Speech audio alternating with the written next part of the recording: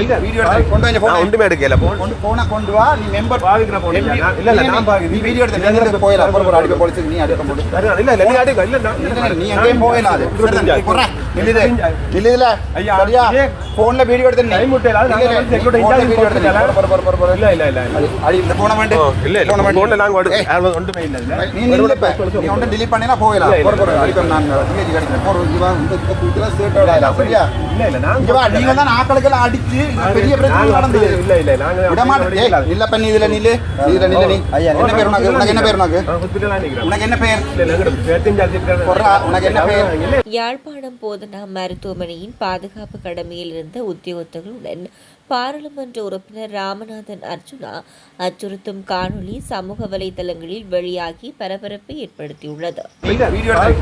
ஒன்றுமே எடுக்கல போன கொண்டு வா நீ மெம்பர் பாவிக்கிற போன் இல்ல நான் பாவி நீ வீடியோ எடுத்து நீங்க போயில அப்புறம் அடிக்க போலீஸ்க்கு நீ அடிக்க போடு இல்ல நீ அடிக்க இல்ல நீ எங்கே போயில அது போற இல்ல ஐயா சரியா போன்ல வீடியோ எடுத்து நீ முட்டைல அது நாங்க வந்து செக்யூரிட்டி இன்சார்ஜ் வீடியோ எடுத்து இல்ல அடி இந்த போன வந்து இல்ல போன்ல நாங்க ஒன்றுமே இல்ல நீ நீ ஒண்ணு delete பண்ணேனா போயில அப்புறம் அடிக்க நான் டிஜி அடிக்கிறேன் போற இவா இந்த கூட்டல சேட்டோட சரியா இல்ல நீங்க தான் ஆட்களுக்கு அடிச்சு பெரிய பிரச்சனை நடந்தது இல்ல நாங்க விட மாட்டேன் இல்ல பண்ணி இதுல நில்லு நீ என்ன பேர் உனக்கு என்ன பேர் உனக்கு என்ன பேர் உனக்கு என்ன பேர் பேரை சொல்லு ஒரு வீடியோ இதுல நில்லு ஒரு போயில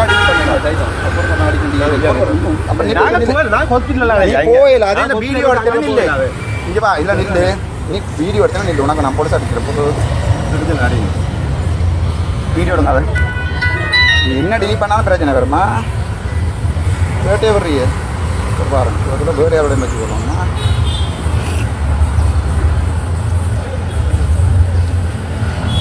வீடியோ எடுத்துக்கொண்டு என்ன மற்ற மாதிரி மொக்கன்னு செய்ய நீ என்ன கொண்டா போனை நீ போனை தந்துட்டு வீடியோ delete பண்ணிட்டா தப்பிடுவாய் செக்யூரிட்டிக்கு இந்த வீடியோ எடுக்கலாம் என்ன சரியா உனக்கு தெரியுமா நேரம் தெரியுமா நேரம் சரியா இதை கொண்டு பேர்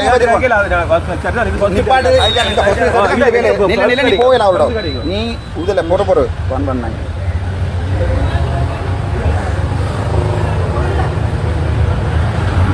வீடியோ எடுத்து ஆக்கிற வெளியிட்டு வந்து ஷர்ட் எல்லாம் பேர் யாரையும் வச்சுக்கணும் ஹலோ டாக்டர் ராமநாதன் பார்த்து சொல்லியிருக்கேன் मित्र परिस्थिति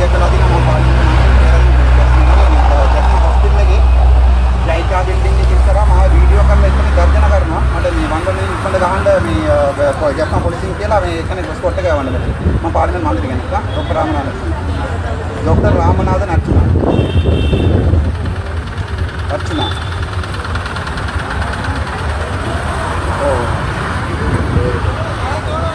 ஈழமக்கள் ஜனநாயக கட்சியின் முன்னாள் உறுப்பினர் பொன்னையா EPDPயின் கடந்த கால செயற்பாடுகள் யாழோட கமிட்டியில் இன்று நடைபெற்ற உலக சந்திப்பில் குற்றம் சாட்டியுள்ளார். இப்போ என்னென்னு கேட்டால் நான் இந்த மீடியாவில் சம்பந்தமாக அழைக்க வந்தது இது டக்ளஸ் தேவானந்த பிரச்சனையாக. என் பேர் முழு பேர் சுப்பையா பொன்னையா சதானந்தான் சொன்னதான் தெரியும் கட்சி பேர். இது சம்பந்தமாக நாங்கள் இவ்வளோ காலம் இதோடு இருந்தபடியாக எங்களுக்கு அந்த சம்பள பிரச்சனைகள் ஒன்றும் செய்யலாம் போனது அரசாங்கம் வேல்ட பக்கம் இருந்தபடியாக. இப்போ திருப்பி நான் இந்த இடத்துக்கு இதை தெரியப்படுத்துறேன்னு கேட்டால் இப்போ அரசாங்கம் மாறின பிறகு இந்த எலெக்ஷனெல்லாம் தோற்ற பிறகு இப்போ வேலால் ஒன்றும் செய்யலான்ட்டு தெரியும். இப்போ கணக்கான இடங்களில் போனபடியாக இந்த மாதிரி இதில் எங்களை தெரிவித்தா நல்லம்னு சொன்னபடியாக தான் இந்த இடத்துக்கு வந்தேன் நான்.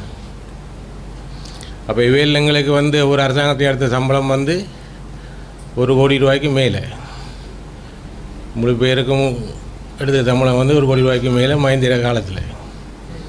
இப்போ வேலைங்களை கொடுத்து 10,000 15,000 8,000 9,000 இப்படி ஆகல் பார்த்து தான் கொடுத்தவ. அதே நேரத்தில் எங்களுக்கு ஆரம்பத்தில் வேல் சொன்னது கட்சியில் இருந்து விளத்துற வரைக்கும் மாதாந்தம் 3,000 ரூபா சேமிப்புன்னு சொல்லி சொன்னால் அந்த EPDP மாதிரி ஒரு சம்மந்தமானது தான் இவையில் அதை எங்களுக்கு எடுத்து திருப்பி போகிற நேரத்தில் கேட்டால் அவர் சொன்னாங்களா அது உங்களுக்கு அந்த காசு போய் கிடைக்காதுன்ட்டு. இப்போ நான் அதுக்குரிய இடத்துல எல்லாம் போய் சம்மந்தப்பட்ட இடங்களுக்கெல்லாம் போய் பார்த்தேன். நான் இவையில் எந்த இதுக்குமே அந்த இதுகளுக்கு காசுகள் ஒன்றும் போட்டபடி இல்லை. அதோட நாங்கள் பேச விட்டுட்டு தான் இருந்து பார்த்தேன். திருப்பி நான் இந்த இடத்துக்கு வந்தேன். நான் இப்போ இவையில் ஊழல்கள் கணக்கான பிரச்சனைகள் இருக்குது. அதை சில நேரங்களில் நாங்கள் இதில் தெரியப்படுத்த விரும்பல. நீதிமன்றத்துக்குன்னு ஒரு விசாரணை வந்தால் அந்த இடத்துக்கு சொல்கிறதுக்கு நான் தயாராக இருக்கிறேன்.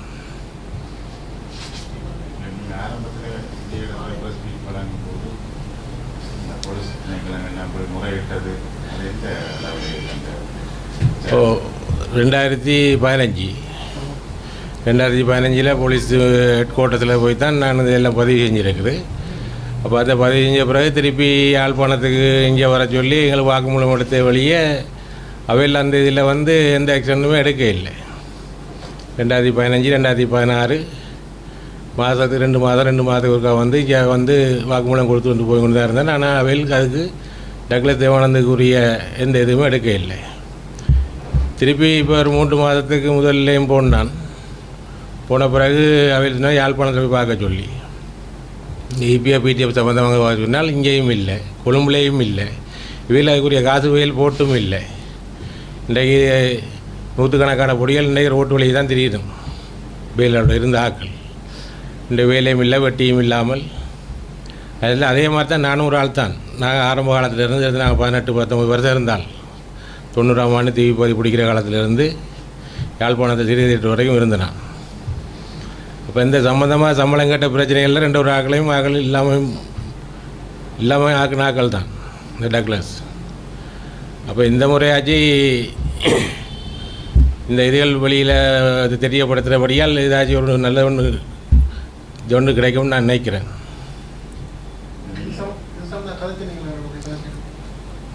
சம்பந்தமாண்டு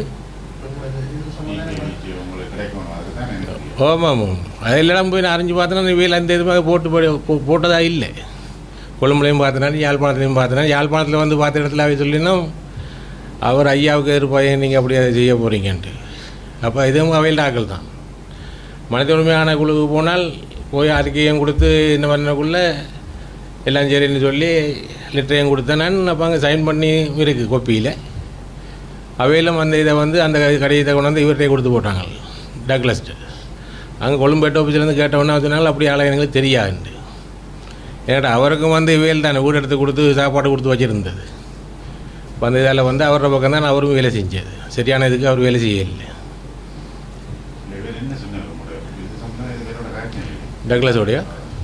டக்ளஸோட காய்க்கிற அளவுக்கு அவருக்கு எங்களுக்கு ஒரு இதுவும் இல்லை தானே. கதைச்சாலும் வர ஒன்றும் இது பண்ண போடவும் இல்லை. 4 நேரம் கால் பண்ணால் போன ஆன்சரும் இல்லை. இல்லை நானும் போயில்லை. அவையிலும் யாரும் அந்த கட்சியிலேருந்து யாரும் எங்களுக்கு ஒரு இதுவும் கால் பண்ணியோ எந்த ஒரு கதையுமே இல்லை. அதாவது தவராசாவுக்கும் தெரியும், முழு பிரச்சனையும் தவராசாவுக்கு தெரியும். தவராசாவும் இவையில் உண்டு, ஒரு ராசமாணிக்கம்னு சொல்லி கொண்டு இருக்கிறார். இவையில் தான் இந்த பாதுகாப்பு மினிஸ்ட்ரி இதுக்குள்ளால் எங்களுக்கு இந்த சம்பளம் எடுக்க போகக்குள்ள இவையில் தான் அந்த காசை பிரித்து கொடுக்குறார்கள். ஒவ்வொரு மாவட்டத்துக்கு இவ்வளவு இன்னென்ன பேர் வழிக்கு இவ்வளவு காசுண்டு. இப்போ நான் கூடுதலாக வாங்கினது வந்து 17,000 ரூபாய்க்கு மேலே வேண்டியிருந்ததே இல்லை. மாதம் 17,000. ஆரம்பத்தில் நான் வாங்கினது 50 ரூபா. ரணசிங்கபுரம் மாத காலத்தில் வந்து கைட்ஸில் இருக்கக்குள்ளே கொடுத்த சம்பளம் வந்து 50 ரூபா. அது இந்த கல்யாணம் முடிச்ச ஆக்களுக்கு கொடுத்தது 1500 ரூபா. அது ஒரு 200-300 கோடிகள் இருந்தோம் கைட்ஸில் நாங்கள் இருக்கக்குள்ள. இன்றைக்கு 60 பேர் இல்லை, 60 பேர் வெளிநாட்டில் இல்லாமல் வேலை வெட்டி இல்லாமல் செத்தது கொஞ்சம் பேர் வெளிநாட்டுக்கு வசதி உள்ளவங்க வெளிநாட்டுக்கு போனவங்க உழைச்சி கொண்டு போனது தான். நாங்கள் இது உழைக்கிறோம்னு சொல்லி நாங்கள் வரையில்லை தானே. இல்லை யாருக்குமே அந்த இதில் போட்டதும் இல்லை, எடுத்ததும் இல்லை. அது சம்மந்தமாக ஒன்றுமே போடலை.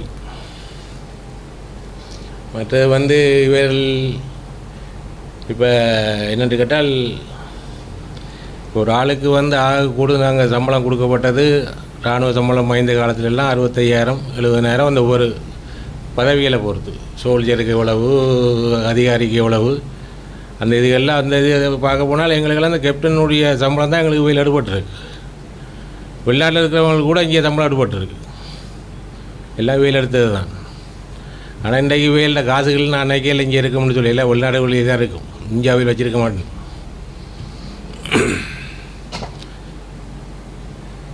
சரி, வேறு என்ன கேட்குறீங்க? இப்போ முறைப்பாட்டில் சொல்லியிருக்கேன்னு கேட்டால் அவையில் பெருசாக இப்போ எந்த கவர்மெண்ட் வந்த பிறகு இன்னும் அது தொடங்க இல்லை. இனி இன்றைக்கு பிறகு ஏதாச்சும் ஒன்று தெரியும். போலீஸால் ஒன்று கூப்பிட்டு விசாரிப்பாங்க, இல்லாட்டி அதுக்கு திருப்பி கேஸை போட சொல்லுவாங்க. கேஸை போட்டாலும் யாழ்ப்பாண போலீஸில் வந்து கொடுத்தாலும் எங்களுக்கு வந்து போகிற பாதுகாப்பு பிரச்சனை இருக்குது. கொண்டு கொழும்பு அப்படியே தான் இல்லைன்னு சொன்னால் வவுனியாக தான். இங்கே யாழ்ப்பாணத்துக்கு வந்து போகிற பாதுகாப்பு பிரச்சனை. அது சம்மந்தமாக போலீஸில் எங்களை கூப்பிட்டு விசாரிக்கக்குள்ள நான் சொல்லுவேன் இதுதான் பிரச்சனைன்ட்டு. அவைகள்ட்ட ஆயுதம் இல்லைன்னு இல்லை, ஆயுதம் இருக்குது. அவையில் நினச்சா எதுவும் செய்யலாம். இப்போ அது வந்து இப்போ சில இதுகள் வந்து இவையிலும் சில சம்மந்தப்பட்டது இருக்குது. சம்மந்தப்பட்டதுன்னு சொன்னால் இபிடிபியில் இருந்தாக்களே ஒரு 6-7 பேரை இல்லாமல் நாட்கள் தான். அதாவது இப்போ சிலது நான் இப்போ சொன்னேன் தானே, பாதுகாப்பு பிரச்சனை இதுகளால் இதில் வந்து போலீஸுன்னு கேஸ் வந்து நீதிமன்றத்துக்கு ஆஜர்படுத்தினால் நீதிமன்றத்தில் சில இது உண்மைகள் நாங்கள் சொல்ல வேண்டி இருக்குது. இன்னும் சில வசனங்கள் சொல்ல வேண்டி இருக்குது. பெருவாரியாக வந்து குற்றச்சாட்டு முன்வைக்கப்பட்டது காணாப்போனாக்கள் இந்த தரப்பிலிருந்து காணாப்போனாக்கள் சம்பந்தமாக இவேலுக்கு சம்பந்தம் இருக்குன்னு சொல்லி இபிடிபி தரப்பு. அதில் ஏதாவது உண்மை இருக்குமா? அது சம்பந்தமான ஏதாவது இல்லை, சாட்சி சொல்லக்கூடிய மாதிரி உண்மை இல்லைன்னு இல்லை. சில நேரங்களில் சிலது எங்களுக்கு தெரியாமல் சம்மந்தப்பட்டிருக்கலாம். இப்போ எல்லா இதுவும் எனக்கு தெரியும்னு நான் சொல்ல வரையில்லை. இப்போ சில இதுகள் வந்து இப்போ நாங்கள் இருந்த யாழ்ப்பாணத்தில் கொழும்பு நடந்துருக்கலாம், கொழும்புக்குள்ளே யாழ்ப்பாணத்தில் நடந்திருக்கலாம். சில இதுகள் அப்படியான வேலைகள் செஞ்சவே தான், இல்லைன்னு இல்லை.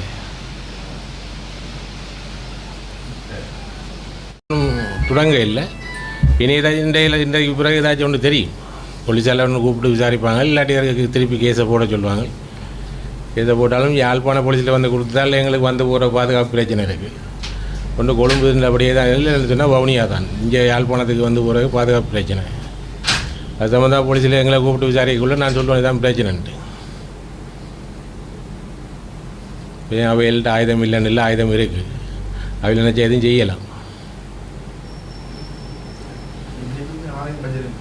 இருக்குது ஆயுதம் நாருக்குள்ளே இருந்தே தானே. இவையில் யார்ட்டும் போலீஸ்லையோ ஆர்மியிலையோ கொடுக்க இல்லை தானே.